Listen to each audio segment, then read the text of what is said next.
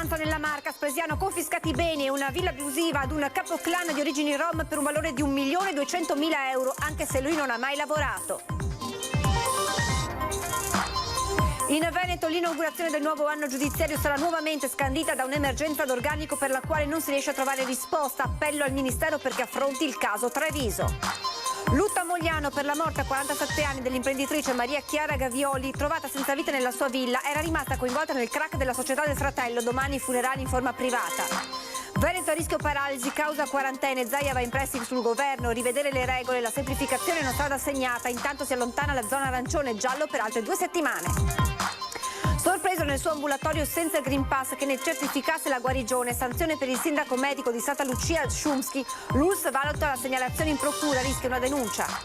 Da oggi obbligo di Green Pass per accedere nei saloni di parrucchieri e estetisti, gli operatori sono favorevoli, precauzione utile a contenere la pandemia dicono, ma continuano le disdette.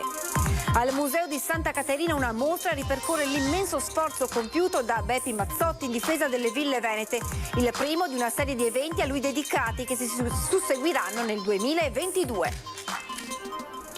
Buonasera e ben ritrovati con l'edizione trevigiana dei nostri telegiornali. In primo piano lo avete sentito dai titoli, la cronaca con l'operazione delle fiamme gialle di Treviso. A Spresiano confiscati beni e una villa abusiva ad un capoclan di origini rom. L'uomo inoltre ha l'obbligo di soggiorno nel comune di residenza. 1,2 milioni di euro confiscati ad un capoclan di origini rom. Il blitz della Guardia di Finanza di Treviso è scattato qualche giorno fa. L'uomo da tempo era nel mirino delle forze dell'ordine. Dopo mesi di indagini, gli uomini delle Fiamme Gialle hanno eseguito un decreto emesso dalla Procura di Venezia. Sigilli alla villa nel comune di Spresiano, dove abita assieme alla famiglia. Si tratta di un immobile abusivo di circa 300 metri quadri del valore di 450.000 euro. Abitazione, oggetto fra l'altro di un'ordinanza di demolizione da parte del comune. Per quanto riguarda la parte urbanistica il comune è competente e quindi adesso bisognerà aspettare intanto, che sicuramente ci sarà un ricorso e vedremo come continueranno le cose. All'uomo sono stati sequestrati anche 686.000 euro tra saldi di conto corrente, polizze assicurative, titoli azionari e libretti di risparmio. Non solo, ma in una cassetta di sicurezza gli investigatori hanno trovato e confiscato anche 2 chili di gioielli tra bracciali, anelli, collane e monete per un valore di 40.000 euro. La procura, fra l'altro, ha disposto per la durata di 2 anni nei confronti dell'uomo la misura di prevenzione personale consistente nella sorveglianza speciale di pubblica sicurezza con obbligo di soggiorno nel comune di residenza. Io l'ho sempre detto, sono dell'opinione che se uno commette un reato e il reato è effettivo, è giusto che vi sia una condanna. È chiaro che fino a prova contraria non si possono fare supposizioni. Ecco. I provvedimenti fanno seguito a indagini patrimoniali delegate alla Guardia di Finanza di Treviso, grazie alle quali è stato possibile evidenziare una palese sproporzione tra il suo patrimonio e la circostanza che egli non abbia mai svolto alcuna attività economica o percepito alcun reddito. Un soggetto caratterizzato fra l'altro da numerosi precedenti e condanne penali e dunque ritenuto sulla base delle previsioni del cosiddetto codice antimafia socialmente pericoloso. L'operazione rientra in una più ampia strategia di aggressione alle ricchezze di provenienza illecita accumulate da soggetti criminali perseguite dalla Procura di Venezia, utilizzando gli incisivi strumenti offerti da una normativa antimafia tra le più avanzate in ambito internazionale. In Veneto l'inaugurazione del nuovo anno giudiziario sarà nuovamente scandita da un'emergenza d'organico per la quale non si riesce a trovare risposta. La Corte d'Appello di Venezia manca il 33% di personale, ma la situazione è particolarmente grave anche proprio alla Procura di Treviso. Parlo della Procura Generale di Venezia. Noi abbiamo una scopertura di personale amministrativo che è dell'ordine del 50%.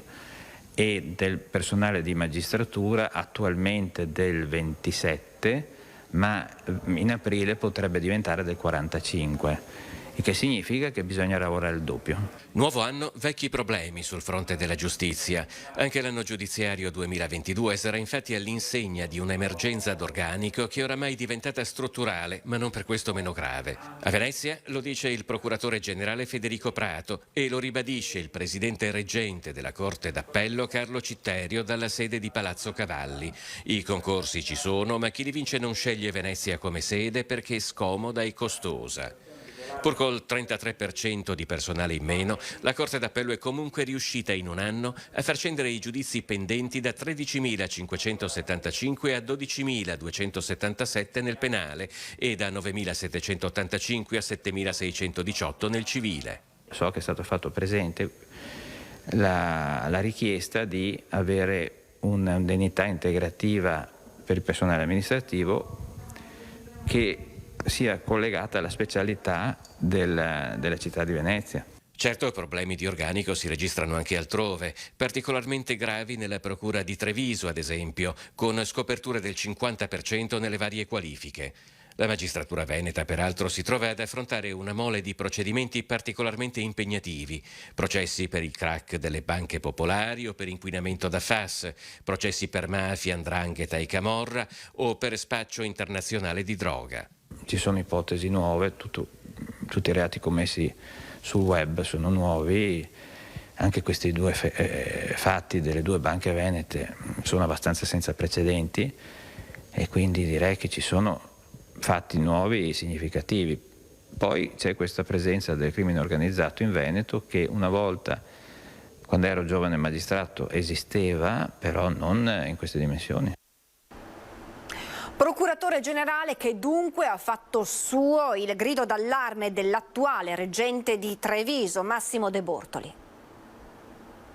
Procura di Treviso perché deve fronteggiare un processo importante che è quello a Veneto Banca e appunto in dicembre ha perso per motivi di malattia la dirigente amministrativa, ci sono tanti posti vacanti per cui hanno delle scoperture del 50% nelle varie qualifiche e il procuratore è stato nominato, il procuratore Martani arriverà in febbraio e tutto il peso della gestione ordinaria dell'ufficio è sulle spalle del dottor De Bortoli, che è anche il titolare del processo Veneto Banca, quindi è un magistrato bravissimo, serissimo, però indubbiamente è caricato di grandissime responsabilità e quindi il buon senso suggerirebbe che in una situazione del genere la Procura di Treviso dovesse avere il massimo appoggio dal Ministero.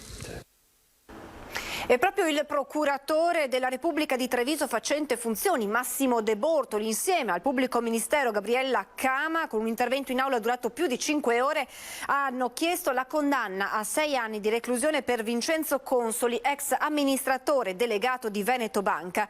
I capi d'accusa sono di ostacolo alla vigilanza, falso in prospetto e aggiotaggio. L'accusa ha valutato le circostanze aggravanti prevalenti sulle attenuanti per la collaborazione all'accertamento della verità giudicata insufficiente.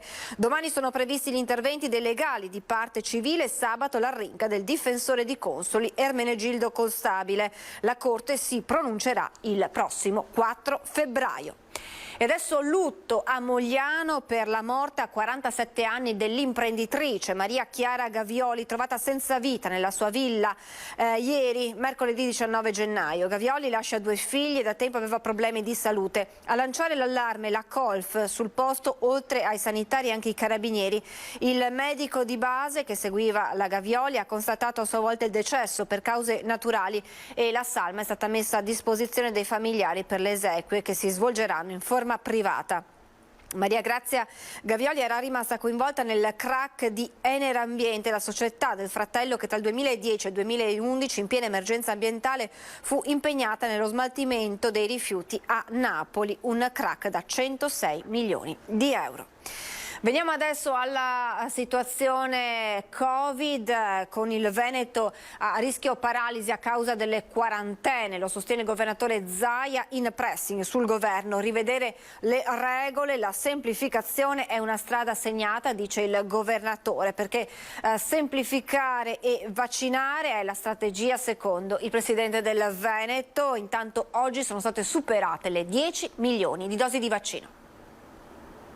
La vera strategia davanti a questa mole di contagiati è quella di concentrarsi sui sintomatici. Io penso che noi ci stiamo avvicinando a questo scenario, che è quello di rendere endemico il virus, Penso anche che dobbiamo fare in modo di liberare un sacco di cittadini che oggettivamente sono oggi in preda a tutte queste regole che noi vorremmo semplificare. La traiettoria del virus è cambiata, per questo occorre modificare le regole che in queste settimane stanno tenendo a casa migliaia di veneti, la maggior parte dei quali positivi asintomatici o semplici contatti stretti negativi. La situazione è seria e gli allarmi che arrivano da scuole e aziende quasi paralizzate lo dimostrano. Zaia porta un esempio su tutti. Sarà mica possibile che nella scuola primaria, considerate che queste robe io le ho contestate dal primo giorno, ad ogni caso positivo tutta la classe va in quarantena, e se uno ha la sfortuna di ritrovarsi in una classe che ogni 15 giorni ce n'è uno di positivo, si fanno la DAD tutta la vita, arrivano alla laurea con la DAD.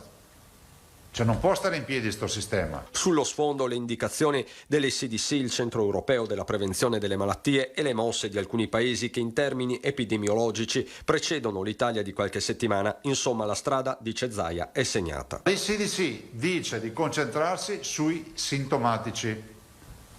Allora qualcuno dice ma la Gran Bretagna ha fatto una grande rivoluzione. Non sta facendo altro che quello che è un percorso che l'ECDC ha già segnato. Flessibilità invocata da buona parte dei presidenti di regione, alcuni dei quali si sono già mossi su un tema specifico ma cruciale, con Zaia che sembra concedere ancora un po' di tempo al Ministero. Le altre regioni hanno deciso solo uno strappo, nel senso di andare in farmacia e di portare il fine isolamento in farmacia con il tampone di prima generazione. Ci sono delle regioni che l'hanno fatto. Oggettivamente il governo, il Ministero della Salute ci ha detto che farà una circolare, è 3 giorni che dice che farà la circolare, speriamo che questa circolare si veda. La stessa curva dei ricoveri, stabile nonostante il contagio galoppi, altri 22.000 nuovi casi in 24 ore, consegna il Veneto ad altre 2 settimane di giallo. La rassicurazione di Zaia: il merito resta inequivocabilmente dei vaccini e dopo un anno il traguardo non è soltanto psicologico. La notizia del giorno è che abbiamo passato i 10 milioni di vaccinazioni proprio stamattina.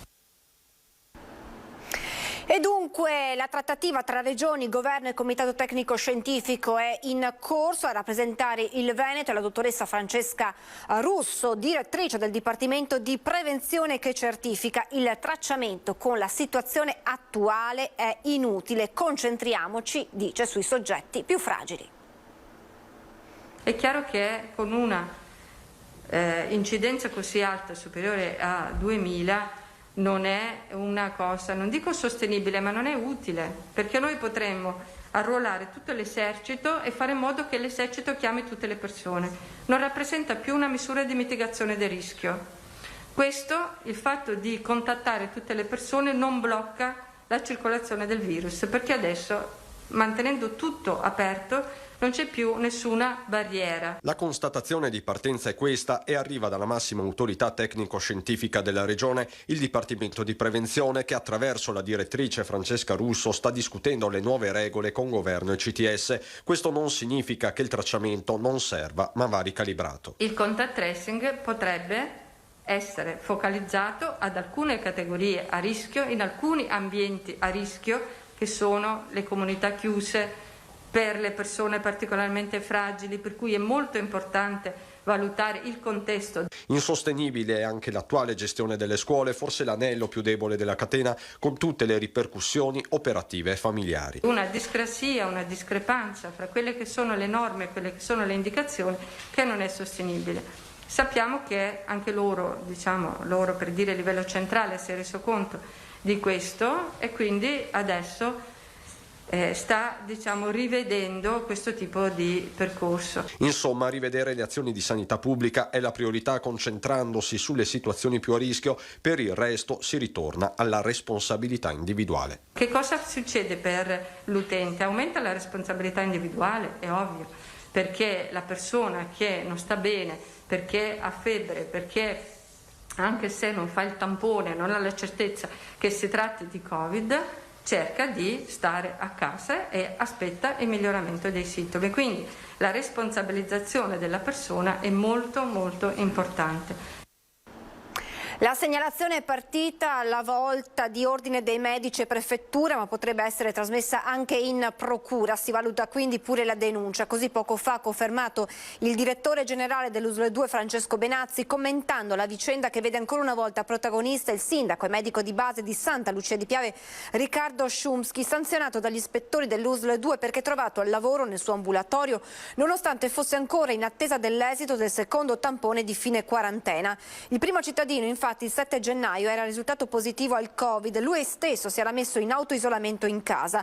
Dopo 10 giorni, come previsto, si è sottoposto in un Covid point al secondo tampone, ma in attesa dell'esito, anziché attendere il referto e la certificazione di avvenuta negativizzazione stando a casa, è andato al lavoro nel suo ambulatorio che si trova vicino alla sua abitazione, dove lo hanno appunto trovato gli ispettori dell'azienda sanitaria che gli hanno notificato la sanzione. L'USL 2 intanto ha comunicato poi che sta partendo l'addestramento dei volontari sanitari che saranno impegnati negli spazi pubblici messi a disposizione dei comuni per i tamponi finalizzati alle scuole. Oggi l'USL 2 ha emanato una delibera sulla copertura assicurativa degli operatori. È scattato oggi il giorno dell'obbligo di Green Pass, quello base per i settori dei servizi alla persona, quindi estetisti, parrucchieri, barbieri. Siamo andati a vedere com'è andata la giornata. Ci eravamo già preparate nei giorni precedenti a scaricare l'app, diciamo, necessaria, e stiamo controllando le clienti in entrata. Scatta l'obbligatorietà del Green Pass base per i clienti di estetisti e tutti i settori servizi alla persona, un obbligo che rimarrà tale fino al termine dello stato di emergenza, e cioè il 31 marzo 2022. Mi sarei aspettata il controllo dei Green Pass anche prima, però insomma arrivato adesso va bene. Gli estetisti approvano l'utilizzo del Green Pass base, anche se questo sta comportando alcune disdette. Sono 2 settimane che il nostro settore ne sta risentendo molto, non del Green Pass perché il Green Pass era in vigore da oggi, ma della situazione contagi, perciò molti sono a casa positivo, in quarantena o con figli ammalati. Disdette dovute anche all'aumento dei contagi e di conseguenza alle quarantene che stanno colpendo duramente il settore. Io parlo per me, che sono titolare di un'attività, ho 4 ragazze, bisogna sicuramente cambiare qualcosa. Non è più fattibile la gestione che abbiamo adesso proprio. I dipendenti delle piccole aziende del settore artigiano legato al servizio alla persona subiscono la quarantena e le aziende non possono più utilizzare la cassa Covid per i dipendenti a casa in quanto scaduta lo scorso 31 dicembre. Problematiche di gestione, perché io quando ho fatto la quarantena era ancora 10 giorni, perciò, ed era sotto Natale tra l'altro, perciò è stato un disastro. La ragazza che l'ha fatta da poco ha fatto solo 7 giorni, perciò siamo riusciti a cavarcela in 7 giorni, sì. I clienti hanno però un'opinione in merito al Green Pass base. Io dico che bisogna vaccinarsi, e quindi se si vaccina automaticamente il Green Pass c'è e non dobbiamo avere timore o darci fastidio a esibirlo. Ci sono invece ancora molti dubbi sull'utilizzo del Green Pass base sui mezzi di trasporto pubblico da parte degli studenti. In merito abbiamo ricevuto una segnalazione. Sono passati 10 giorni dall'entrata in vigore del Super Green Pass su tutti i mezzi di trasporto pubblico, anche quello locale. I dubbi però continuano a essere ancora molti, specialmente per le famiglie con ragazzi in età scolastica. Una nostra telespettatrice ci ha segnalato che il centralino di Mom non è a conoscenza della proroga dell'utilizzo del Green Pass base per gli studenti fino al 10 di febbraio. Questa norma prevede che questa estensione sia per gli studenti delle primarie e delle secondarie di primo e secondo grado, quindi anche quelli che vanno agli istituti superiori. Se il nostro call center, che è un call center ovviamente non aziendale, ha queste informazioni, correggeremo e indicheremo al call center quali sono le nostre disposizioni.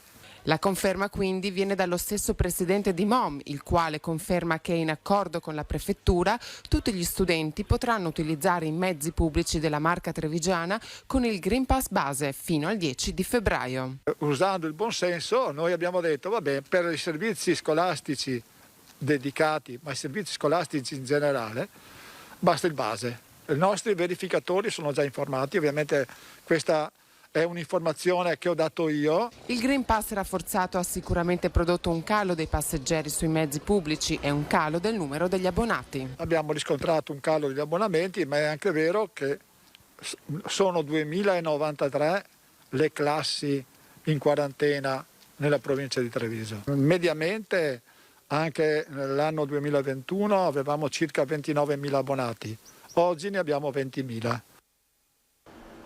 Una preghiera davanti al Duomo di Castelfranco, un invito che sta circolando sui social e che rimanda ad un gruppo che dice di voler difendere la libertà di fronte ai provvedimenti presi in questi mesi di pandemia, a partire da vaccinazioni e Super Green Pass.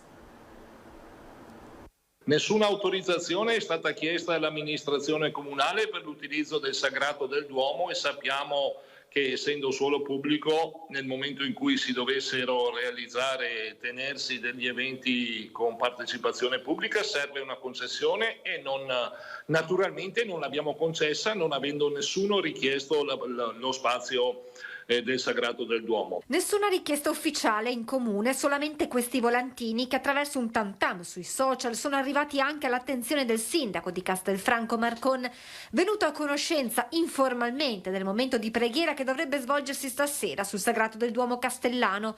Un evento nazionale spontaneo, si legge nella locandina, di cui però non si conosce l'organizzatore. Solo un motto in latino che riconduce ad un blog che affronta temi religiosi ma non solo, nel quale si parla di eventi di preghiera simili a quello in programma a Castelfranco per rivendicare la libertà schiacciata da quella che viene definita nel blog una dittatura che avanza a colpi di decreti. Una serata di preghiera di cui anche i parroci castellani sono all'oscuro. Ho parlato con Don Dionisio e con i responsabili delle parrocchie di Castelfranco Veneto, i quali non sanno nulla, e sulla scorta di questo presunto essere legato ai Novax, chiamiamoli così, le parrocchie mi tengono a precisare che loro non hanno nulla a che vedere con questo tipo di manifestazioni e tantomeno vogliono essere strumentalizzati politicamente su una questione che a loro non interessa. Anzi, precisano che le chiese di Castelfranco Veneto assumono una posizione responsabile e consapevole rispetto alla campagna dei vaccini ed essere pro scienza. Nemmeno carabinieri o questure, avvertiti dell'evento dal sindaco Marcon, hanno ricevuto comunicazioni ufficiali. Potrebbe succedere che se viene annoverato a evento pubblico e non autorizzato, chiedere lo smobilizzo, potrebbe essere sanzionati. Adesso ci stiamo confrontando con le forze dell'ordine. Duplice l'appello partito da Silea, da una parte per reperire personale scolastico e dall'altra per trovare volontari da impiegare nel centro tamponi in comune, ed è stata inaspettata la risposta arrivata dai cittadini.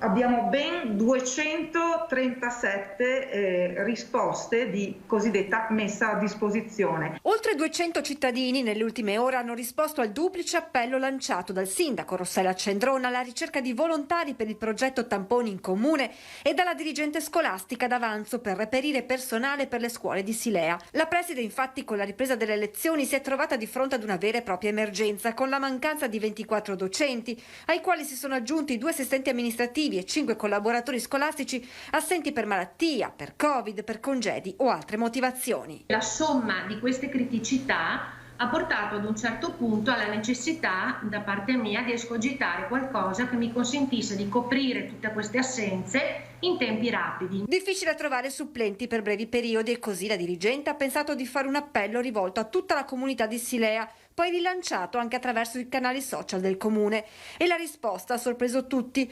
237 i curricula arrivati in poche ore. Non tutti corrispondono ai requisiti ovviamente necessari, perché non è che chiunque può andare in classe, che sia chiaro questo. Però diciamo che ci siamo risollevati nel giro di 48 ore perché abbiamo moltissime messe a disposizione utili per coprire le situazioni che si staranno adesso. Io mi auguro che questo picco nell'arco di una settimana al massimo, poi saremo in discesa. Altrettanto in attesa la risposta all'appello del sindaco Cendrone per volontari da impiegare nel punto tamponi in municipio per il monitoraggio scolastico. In meno di 24 ore 18 persone tra medici in pensione e in attività, farmacisti, OSS e biologi hanno dato la loro disponibilità. Ora l'ULSS attiverà la formazione del personale volontario e verrà predisposto a breve il punto tamponi. Noi metteremo a disposizione un luogo pubblico che è in via di individuazione per poter, minimizzare quello che è il disagio delle famiglie che appunto in questo tempo complicato hanno già il loro da fare con quarantene.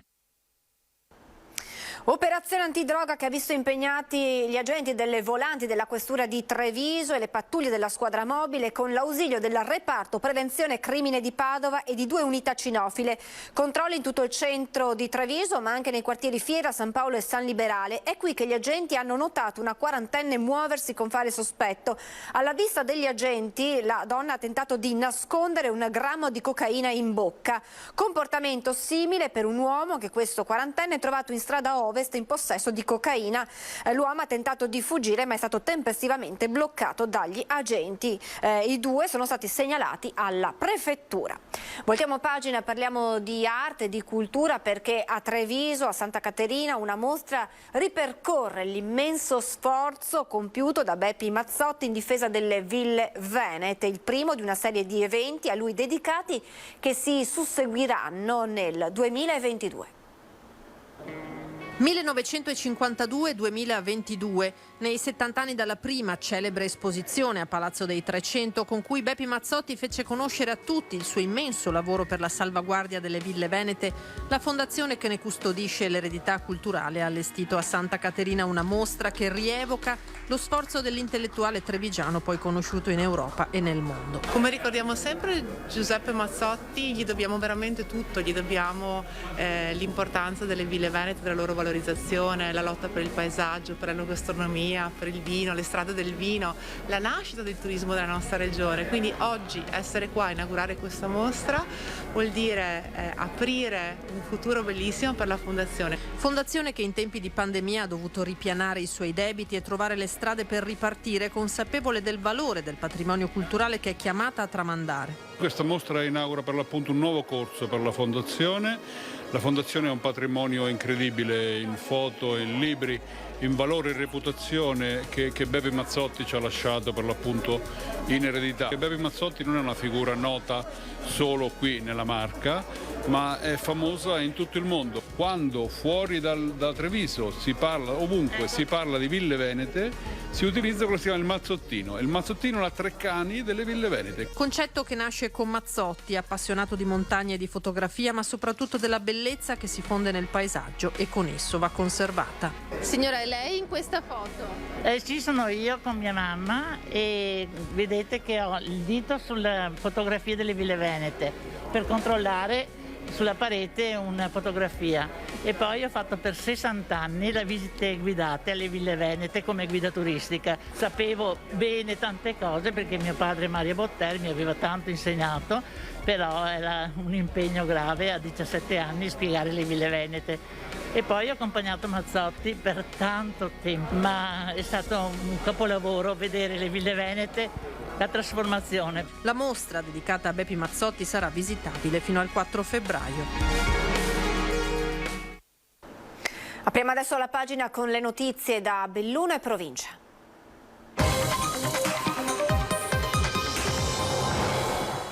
E in primo piano l'emergenza boschiva nel post Vaia nel comune di Seren del Grappa, recuperati oltre 10.000 metri cubi di legname, ma il bostrico sta mettendo a rischio gran parte del patrimonio forestale. È una corsa contro il tempo, recuperare il legname schiantato dalla tempesta Vaia per limitare i danni che il bostrico sta causando al patrimonio boschivo del comune di Seren del Grappa, nell'area da poco riconosciuta riserva della biosfera MAB UNESCO. Seren del Grappa è uno dei comuni maggiormente colpiti da Vaia sul fronte dei danni alle foreste in media e alta montagna. Appena dopo Vaia c'era già la paura e il timore che ci fosse poi anche il problema del bostrico. Questo non perché il legname in realtà viene lasciato lì abbandonato, anzi da ormai 3 anni lo stiamo recuperando con varie imprese, ne abbiamo già recuperati oltre 10.000 metri cubi, ma probabilmente siamo a circa 2/3 dell'opera. Le aree maggiormente colpite dagli schianti sono quelle della Conca delle Bocchette, l'area di Vallonera e la zona di Valpore. Gli interventi di recupero del legname rischiano comunque di non garantire una rinascita sana del patrimonio boschivo colpito dal parassita che sta intaccando anche le piante superstiti. Il modo migliore per riuscire, ad arginare questo è correre il più veloce possibile nel recuperare il legname schiantato e anche insieme ai servizi, alle squadre dei servizi forestali di Veneto Agricoltura fare degli interventi di abbattimento dove il fenomeno del bostrico sta incominciando a far vedere i propri effetti. I danni per i mancati introiti causati da Vaia e dal bostrico si aggirano attorno ai 500.000 euro, oltre a circa 200.000 euro lungo la rete viaria danneggiata dai mezzi utilizzati per la rimozione delle piante. Una perdita per il comune che impatta sia in termini ambientali che economici. Quest'anno purtroppo dopo molto tempo abbiamo dovuto prevedere un aumento dell'imposizione fiscale, per cui di fatto non è facilmente in realtà risolvibile, soprattutto per i comuni come il mio dove non ci sono risorse straordinarie di entrata. Controlli stradali e anti-Covid. La polizia locale di Belluno presenta il consuntivo dell'attività 2021 in occasione della festa del patrono San Sebastiano. I numeri sono importanti pur in carenza di organico. In un anno il comando di Belluno è passato da 24 a 18 agenti tra prepensionamenti e trasferimenti. Sono prossime 5 assunzioni indispensabili ma insufficienti a coprire lo stato emergenziale.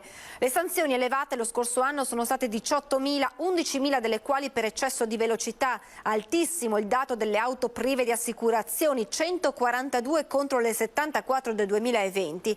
I controlli hanno evidenziato il ritorno dell'abitudine pessima dell'uso del cellulare alla guida e della guida senza cintura di sicurezza.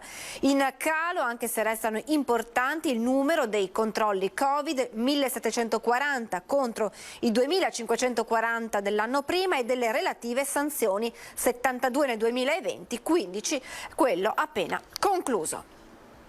A Cortina è il fine settimana della Coppa del Mondo di sci femminile. Stamattina le prove cronometrate, sabato la discesa, domenica il Super G. Vetrina ghiotta per la promozione turistica, DMO in campo con Provincia e Fondazione Cortina. A Cortina è subito Super Sofia Goggia. Oggi la prima prova cronometrata ha visto la leader di specialità registrare il miglior tempo davanti all'austriaca Siebenhofer e a Federica Brignone. Teatro del weekend di Coppa del Mondo di sci femminile, la spettacolare pista Olimpia delle Tofane, 1 minuto e mezzo di adrenalina pura. Venerdì la seconda prova cronometrata, sabato dalle 11.30 la discesa, domenica alle 11.45 l'appuntamento con il Super G. La regina in gran spolvero come nelle grandi occasioni, biglietti sold out con una risposta appassionata dei tifosi ammessi sia in tribuna che nel parterre. Weekend ghiotto per la promozione turistica del territorio. DMO Dolomiti ha preso casa a Cortina. Il nostro progetto si chiama Casa Dolomiti Bellunesi, con l'obiettivo proprio di iniziare una collaborazione con Cortina. Non possiamo perdere questa occasione e utilizzare il volano creato dalle Olimpiadi da Cortina. Casa Dolomiti Bellunesi è un progetto realizzato da DMO, Provincia e Fondazione Cortina.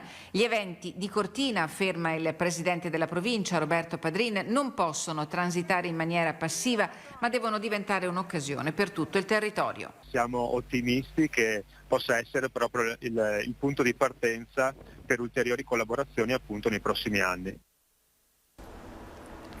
Ed è tutto, vi lascio come sempre alle previsioni meteo, grazie per essere stati con noi e buona serata.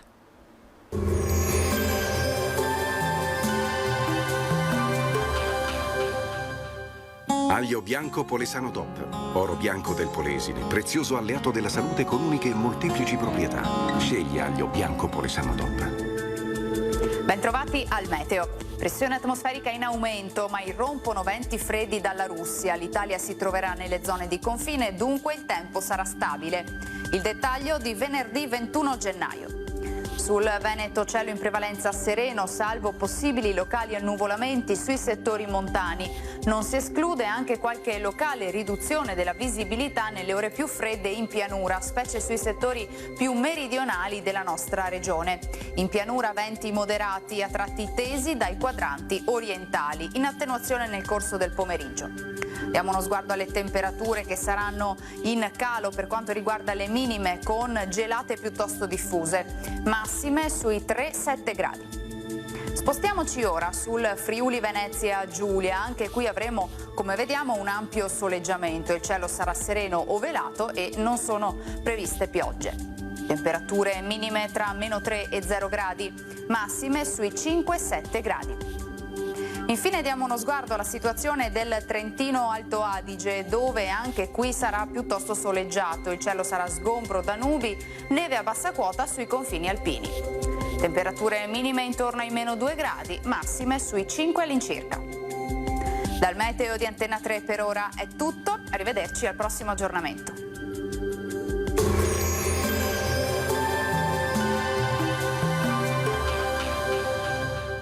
Aglio bianco Polesano DOP, oro bianco del Polesine, prezioso alleato della salute con uniche e molteplici proprietà. Scegli aglio bianco Polesano DOP.